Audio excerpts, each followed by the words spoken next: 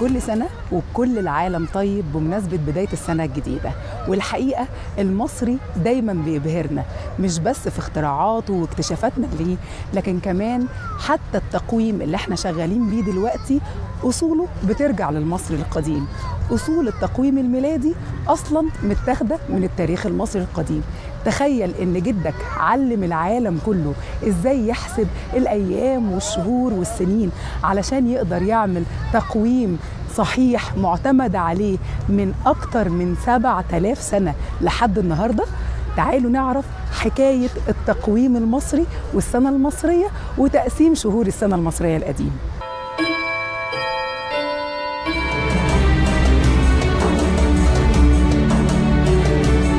زي ما احنا عارفين مصر بلد زراعية طول عمرها، وزي ما قال هيرودوت إن مصر هبة النيل، فالمصري القديم بدأ يقسم شهور السنة تبعاً لحركة مياه النيل. بدأ يشوف إمتى بيحصل الفيضان وإمتى بتنحسر المية عن الأرض، وبناء عليه بدأ يقسم فصول السنة، بس قسمها ل3 فصول بس مش 4. الفصل الأولاني هو فصل آخت. فصل آخت هو فصل فيضان مياه النيل، وده الوقت اللي ارتفاع مياه النيل بيوصل لأقصى درجة ليه، وبالتالي بتغمر المية كل أرض الوادي. وساعتها المصري القديم بيبدأ يستعد علشان الفصل اللي بعده وهو فصل بيرت. وكلمة بيرت مش غريبة علينا، اللي بيجي منها برد الشتاء، وهي فعلا توقيت الشتاء. والوقت ده هو بداية انحسار مياه النيل عن أرض مصر، وبتبدأ تظهر الأراضي الخصبة المحملة بالطمي اللي كان جاي مع مياه الفيضان. والفصل ده هو فصل بذر البذور، ودي كانت أكتر فترة من فترات السنة المصري بيشتغل فيها. كل طبقات الشعب المصري بتشمر ايديها وتنزل الارض، الفلاح زي الغني زي الفقير، كل الشعب المصري بيبدأ ينزل ويرمي البذور، علشان هو ده الفصل اللي هيجيب الخير بعده. بعديه بيجي على طول فصل شمو. شمو اللي هو دلوقتي فصل الصيف، وكان زمان المصري القديم يسميه فصل التحاريق. الفلاح المصري القديم عارف بالظبط امتى النبات او امتى الزرع بيزرع وامتى يقدر يحصده، وده كان وقت الحصاد. ولحد النهارده معظم المصريين بيحتفلوا بعيد شم النسيم في فصل شمو. وفصول السنه المصريه القديمه كانت تقسيمتها مختلفه خالص عن دلوقتي. يعني زي ما قلنا كانوا 3 فصول بس. الفصل الواحد منهم كان بيبقى 4 شهور كامله، والشهر كان بيبقى عباره عن 30 يوم، يعني مده السنه كانت 360 يوم. يتفضل عندنا 5 أيام كان المصري القديم بيسميهم النسيء أو الشهر الصغير. وفي الشهر الصغير ده كان بيحتفل بالآلهة ال5 الكبرى، إيزيس وأوسوريس وست ونفتيس وكمان حورس. ودي كانت بتبقى أيام الأعياد الكبرى عند المصري القديم اللي بيحتفل فيها بنهاية سنة وبداية سنة جديدة. وزي ما قلنا إن السنة المصرية القديمة كانت بتتقسم ل3 فصول. الفصل الواحد 4 شهور، الشهر 30 يوم، ومجموعهم يبقوا 360 يوم. وال5 أيام الزيادة هم أيام شهر النسيء أو الشهر الصغير اللي كان بيكون فيه أعياد المصري القديم. أمال إمتى ارتبطت السنة الميلادية بالسنة المصرية القديمة؟ وإيه علاقة دي بدي؟ ده اللي عمله يوليوس قيصر لما دخل مصر في العصر الروماني. لما يوليوس قيصر دخل مصر في العصر الروماني لقى المصريين بيحسبوا السنة بحسابات أدق بكتير جدا من التقويم الروماني. التقويم الروماني كان بيتقسم لحوالي 10 شهور بس، وكان بيبدأ من شهر مارس. ولما يوليوس قيصر دخل مصر اكتشفوا ان عدد أيام السنة مختلف عن عدد الأيام السنة اللي كانوا بيحسبوها الرومان، واعتمد التقويم المصري وأخذ الشهور المصرية القديمة وسماها بأسماء الشهور الرومانية، وضاف لها شهرين اللي هم شهر يناير وشهر فبراير. وبكده بقى التقويم الميلادي اللي احنا بنشتغل بيه دلوقتي عبارة عن خليط ما بين التقويم المصري القديم اللي احنا دلوقتي بنطلق عليه اسم السنة القبطية، اللي شهوره أسمائها معروفة بالنسبة لنا باسم كياك وأبيب ومسرة، والشهور المعروفة بالأسماء القبطية، وأخذنا أسماء الشهور الميلادية وحطيناها عليها. وبكده بقى عندنا تقويم اسمه التقويم اليولياني. والحقيقة أن التقويم اليولياني ده كان بيعتمد في بدايته على تاريخ إنشاء مدينة روما، اللي هو كانت سنة 735 تقريبا قبل الميلاد لحد منتصف القرن السادس الميلادي، لما يجي واحد من آباء الكنيسة ويقول إزاي بنعتمد على تاريخ إنشاء مدينة روما في تقويمنا، وفي تاريخ أهم بكتير جدا منه لازم كل البشرية تعتمد عليه، وهو تاريخ ميلاد السيد المسيح. وبكده ظهر لنا التقويم الميلادي اللي احنا عارفينه دلوقتي 365 يوم وربع، بيتقسم كل 4 سنين تيجي سنة 366 يوم، وبنسميها السنة الكبيسة. وعلاقة التقويم ده بالتقويم المصري القديم علاقة وثيقة جدا، لأننا عرفنا منها عدد أيام السنة بالظبط. ولكن في منتصف القرن السادس الميلادي تقريبا اكتشفوا خطأ في التقويم، خطأ غير التقويم حوالي 10 أيام. اكتشفوا ان في فرق 10 دقايق و47 ثانية. تخيل ان 10 دقايق و47 ثانية يغيروا كتير جدا في تقويم العالم.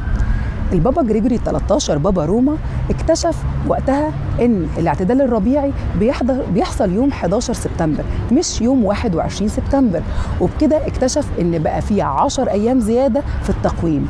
ويوميها كان يوم الخميس 5 اكتوبر، نام الناس وصحيوا تاني يوم الجمعة لقوا نفسهم يوم الجمعة 15 اكتوبر، وبكده زادت 10 ايام في التقويم من يوم 5 اكتوبر ليوم 15 اكتوبر.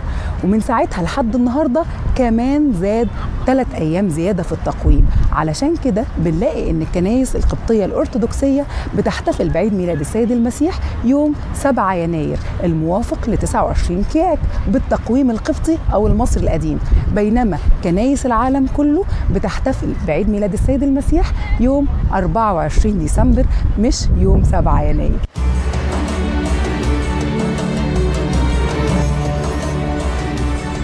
والحقيقة إن المصري القديم مش بس أبهرنا بمعرفته لحساب عدد أيام السنة بدقة شديدة، ده كمان أبهرنا بمعرفته لأي أيام في السنة بالظبط هتكون برد وأي أيام هتكون حر، وسمى أبرد 40 ليلة في السنة بأربعينية الشتاء، وقسمها ل20 يوم اسمهم الليالي البيض و20 ليلة اسمهم الليالي السود. ال20 ليلة البيض 10 منهم اسمهم العشرة الكوالح، و10 منهم اسمهم العشرة الطوالح، وال20 ليلة السود 10 منهم اسمهم العشرة الموالح، و10 منهم اسمهم العشرة الصوالح. وال40 يوم دي بتبدأ من يوم 25 ديسمبر لحد يوم 2 فبراير، ودول تقريبا بيبقوا أبرد أيام على مدار السنة كلها. بيجي بعديهم 10 أيام اسمهم أيام العزازة، والوقت فيهم الجو بيكون بيتقلب ما بين الحر والدفى والبرد. بعد ال10 أيام دول بيجي 3 أيام بس، ال3 أيام دول اسمهم أيام قرة، وال3 أيام دول بيكونوا أبرد أيام في السنة من 10 فبراير لحد 14 فبراير، وبعد كده بتنتهي أيام البرد تماما. وده إن دل على شيء يدل على عظمة وقيمة المصري القديم اللي قدر يحسب بالظبط أيام البرد وأيام الحر، ويقدر بالظبط يعرف إمتى يبذر البذرة وإمتى يحصدها، كل ده من متابعته للفلك والتقويم.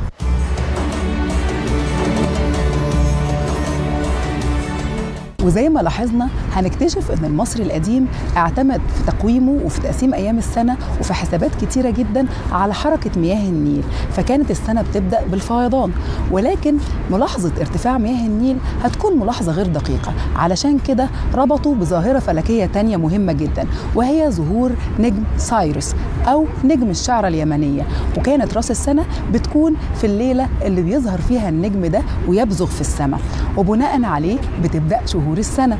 وقسم المصري القديم شهور السنة وأطلق عليه على كل شهر اسم ليه علاقة باسم الإله الحامي.